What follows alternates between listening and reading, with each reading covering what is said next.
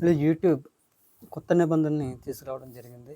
ఇది జూలై 17 నుంచి మనకు అందుబాటులో ఉంటుంది.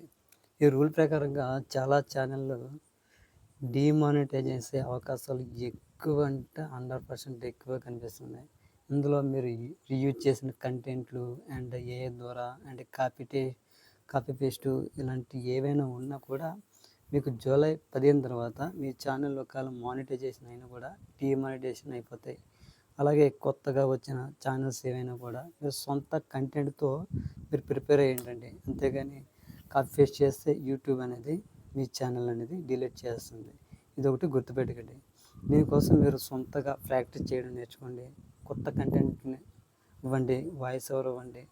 పేజ్ చూసి మీ యొక్క ఎక్స్ప్రెషన్స్ని యూట్యూబ్ ద్వారా తెలియజేయండి. మీరు ఏం చెప్పాలనుకుంటున్నారో అది క్లియర్గా చెప్పండి.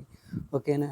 అలాగే డిస్క్రిప్షను అండ్ ఇమేజెస్ విషయంలో కూడా చాలా స్ట్రిక్ట్గా యూట్యూబ్ అనేది ఇందులో ఫాలో అవ్వడం జరుగుతుంది. మీరు ఏదైనా డిస్క్రిప్షన్ కూడా మీరు తెలుగు వీడియో అయితే తెలుగులోనే పెట్టండి.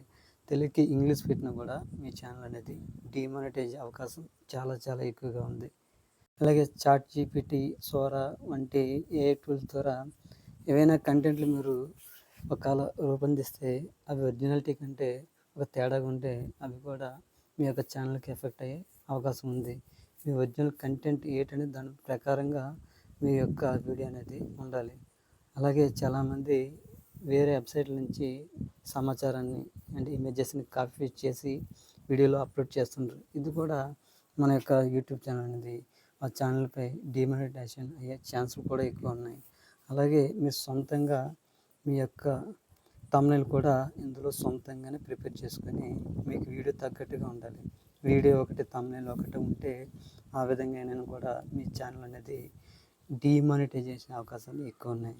ఈ నిబంధన ఈ నెల అంటే జూలై 15 నుంచి ఇది అమల్లోకి రానుంది. Okay, thank you for watching. More videos కోసం నా ఛానల్ చూసుకోండి. Thank you for watching.